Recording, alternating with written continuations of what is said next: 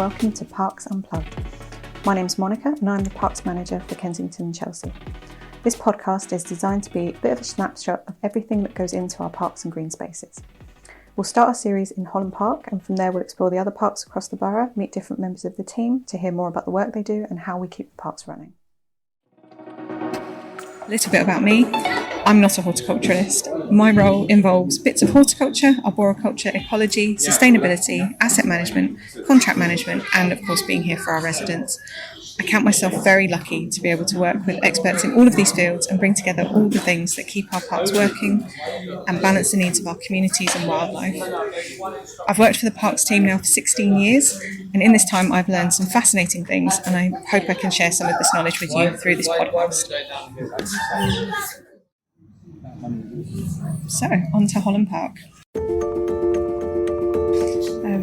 I think what surprises a lot of people about Holland Park is that it's only actually been a public park for 71 years, but has a history dating over 400 years. It started in around 1607 with the construction of Cope Castle by Sir Walter Cope, a building we now know as Holland House. Over the years, the house and grounds passed through various families before the margins of the estate were sold off and the current layout of Holland Park was created. Sadly, an incendiary bomb dropped in the Second World War severely damaged the house, and a subsequent fire all but destroyed the mansion and left us with what we have today, which is also used as the backdrop for Opera Holland Park every summer. The house and estate were eventually acquired by London County Council in 1952, and Holland Park, as we know it, was opened as a public park. All of this history is still apparent in the ballroom, which is now a restaurant, the ice house, which is used as an art gallery in the summer. We have the historic tiles under the archways, and of course the woodland enclosures, which are all legacies of the estate and its history. We also have several historic and quite special gardens, starting with the obvious one, the Dutch garden, which was once called the Portuguese garden and is our biggest floral display in the borough. It's planted with a new theme each summer to reflect a specific event, either within the borough or within the country. So this year we had a red, white and blue theme for the coronation. In the past we've had rainbows, we've had vegetable gardens, and the scheme is designed by our head gardener, grown in our very own glass houses and cared for by our fantastic gardening team. Linked to the Dutch garden is the Napoleon garden, so named as it once held a bust of Napoleon, though I'm not sure why. And this garden is planted with dahlias every year in recognition of Holland Park being the first place in the UK where dahlias were successfully grown, a feat which is attributed to Lady Holland back in the early 19th century. Fun fact, dahlias are actually edible. The roots are tuberous and have been described as tasting similar to carrot or sweet potato, depending on who you ask and where they're grown. So if you grow dahlias, you can have the dual benefit of a lovely floral display and then a food crop from the same plant. Just please don't come and harvest our dahlias. We collect the tubers and reuse them later in other schemes around the borough.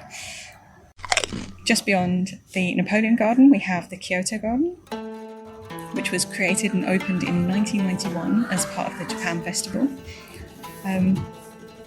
Despite what you may read online, it's not a picnic spot or an activity space. It's actually a reflective space, and more accurately, it's a stroll garden designed to be walked through at a slow pace to take in the ever-changing views created by its design.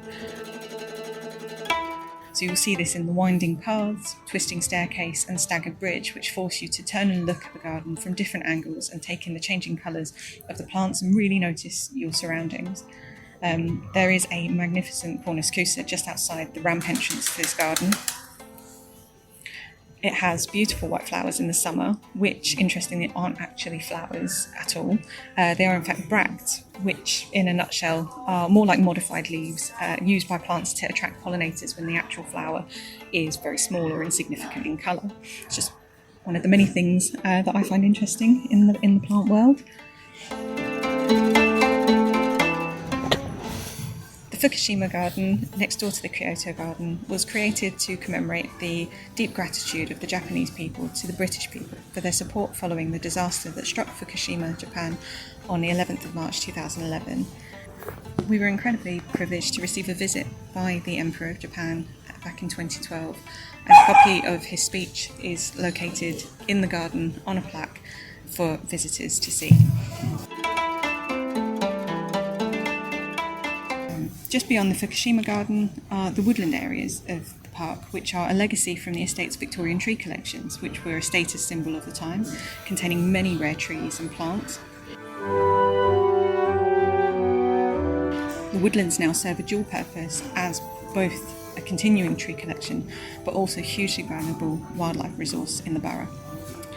The woodlands are also a sanctuary of the park to balance the active space and busier areas, and that's really important to have both for access to nature and create quiet, cool spaces to support our sensory needs. In contrast, we have a large sports field, facilities for tennis, football, cricket, and also an outdoor gym, which is being renewed this spring, all supporting physical health.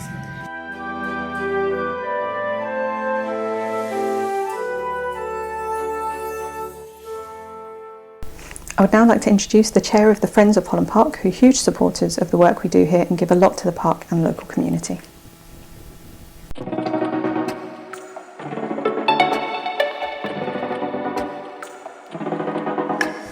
My name is Jenny Kettlewell and I'm the chairman of the Friends of Holland Park.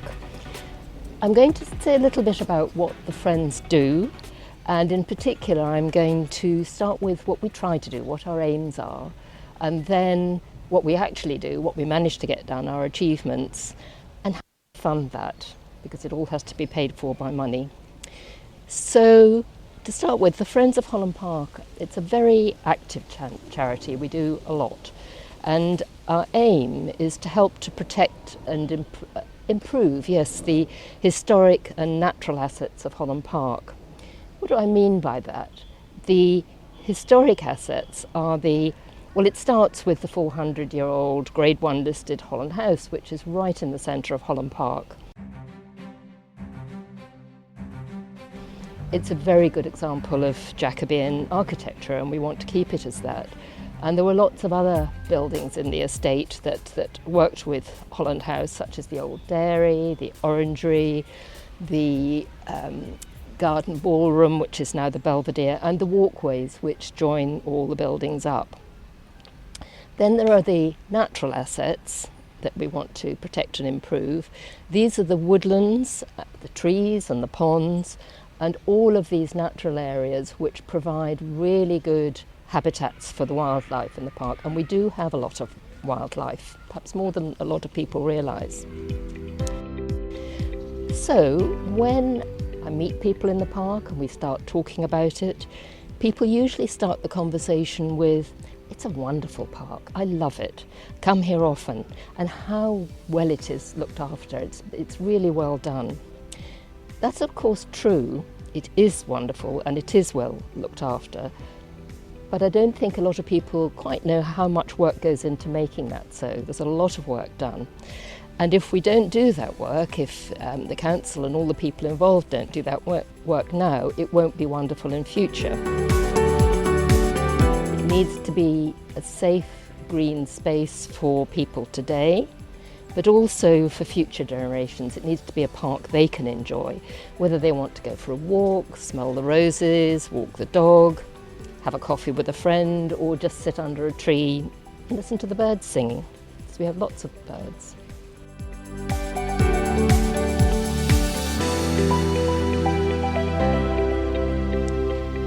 And what do the Friends do to make that happen and to help with that? Well, we start with agreeing with the council the priorities for the year ahead. It works if we all talk about it together and we agree it. We can't commission projects because we don't own the park, the council owns the park, but we can contribute to the planning and development stage, and we can pay for many of the projects, which helps. As an example, we've funded the conservation of the painted tiles which run across the front of the cafe and also above the cafe, which a lot of people don't see. So those we've been involved in a project and we've funded. We're currently paying for the terracotta bricks in the wall around Holland House to be cleaned and repaired. They've been damaged over the years. And we pay for the artist who originally painted the murals to come along and retouch it every so often. They get dirty and they get discoloured, so he needs to come and do that. There are quite a lot of things like that we can do and we can afford to pay for. Those are the buildings. We also do a lot of work with the woodland areas. That's to the north of the park. They're really important because they're not only tranquil green spaces for stressed humans, but they're a habitat for birds, small mammals, butterflies, moths, amphibians, and all manner of wee beasties. The Friends fund the programme of wildlife walks and talks, which is organised by the Ecology Service, so that people can come along and join in and listen for free, because we fund the speakers. We're also paying for and enjoying being involved in the planning of the wildlife-friendly hedging being planted all around the enclosures in the woodlands and along the side of the sports field. And the thinking is that the plants will have lots of berries and nuts, so the birds and squirrels and wildlife will enjoy those plants. And we're about to pay for the bird boxes to be installed. So those are the sorts of projects we get involved in quite a lot, and it's very enjoyable. How do we pay for that?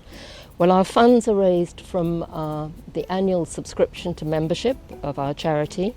We've got 1,000 plus members at the moment, and it only costs £12 a year to become a member, £9 if you're a senior. And a lot of people say that's a really low price. Why is it so low? We want it so that everybody can join. We don't want anybody to be excluded. If you have more money, then you can add a donation, and that seems to work quite well. And for the membership, you receive a full colour newsletter 4 times a year. That tells you what's going on in the park, gives you all the news, lots of pictures, so that you can see what's happening, ask questions and be involved.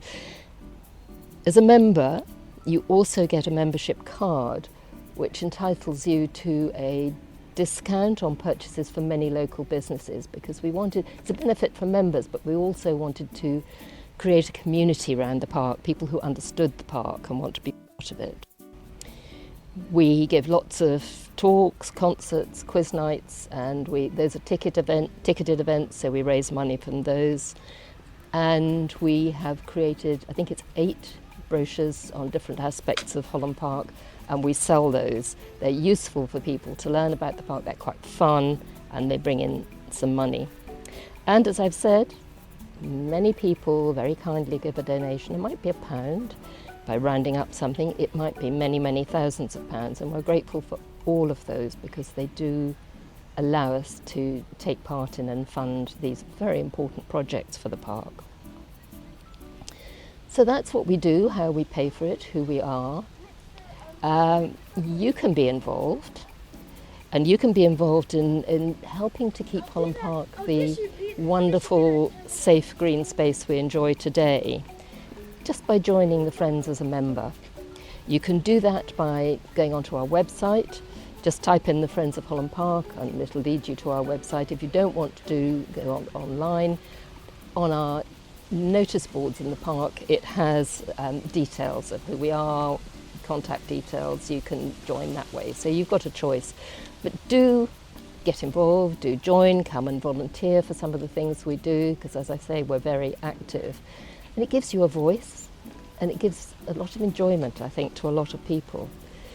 So I hope I've given a broad idea of what we do and how much we enjoy doing it. Do join.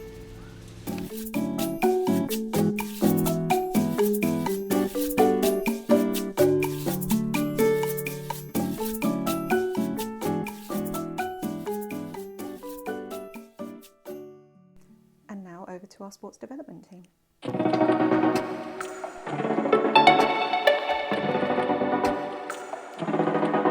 So my name's Jonas Charles. I worked as a sport development, sport and physical activity officer for the last year and a half. It's been a good year and a half. I'm also joined by my colleague Lucy Wright. Hello. Yeah. So yeah, we work in Holland Park, stable yard.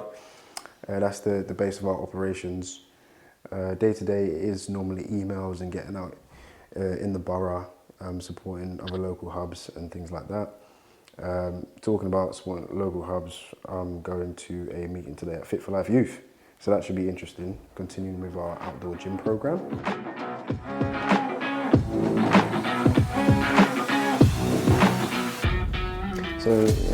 So yeah, there's quite a lot of sessions that we do. Obviously, I won't chat your ear off about every single thing that we do, but loose, where could people find this information? Where would they go to, or who could they email? So for more information on the Active for Life programme across the borough, you can pick up a brochure from various locations, like libraries, leisure centres, or pop into Holland Park itself, into the stable yard, or email sportandleisure@rbkc.gov.uk, and either Jonas and I will get back to you.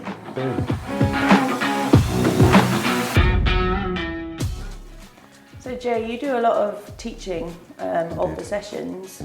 What is the most satisfying thing about teaching? Has anyone said anything to you? Yeah, I think because I just literally come in from our Active Life session at Chelsea Sports Centre, better gym. What was that? What session?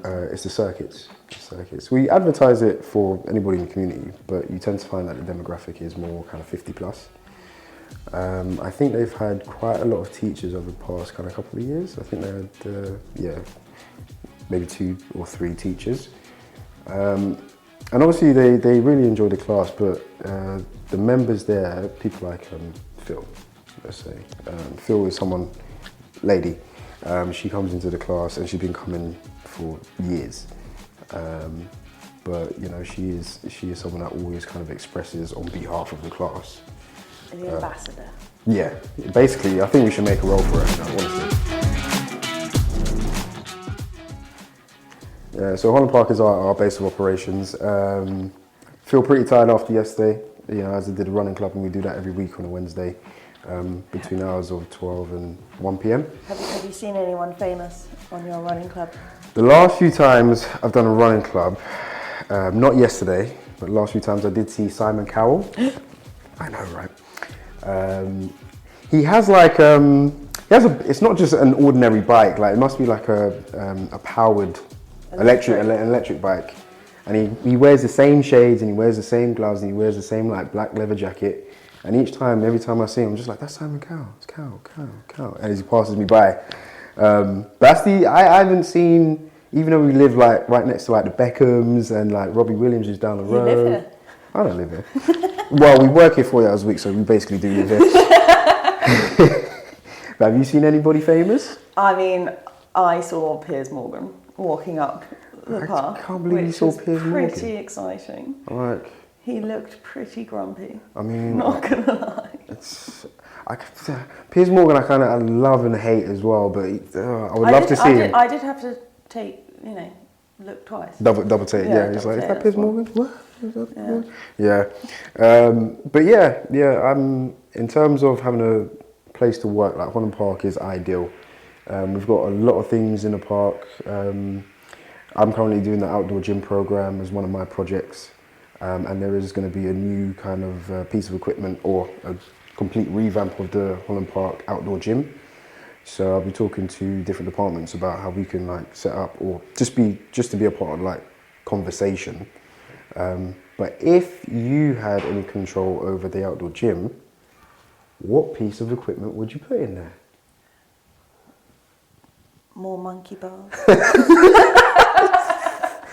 So ones that aren't on a slant. But you're not wrong. Oh yeah. When they first put it in, there was monkey bars, and they're sort of twisted. If you think about a strand of DNA, it's just twisted like that. So people are I can't do this. Take it out. It's quite advanced. It is for an outdoor gym. But we are doing a calisthenics outdoor gym program at the moment. So I want to be involved in that conversation. So we could probably have this park as the base of that session. which I think the community would appreciate.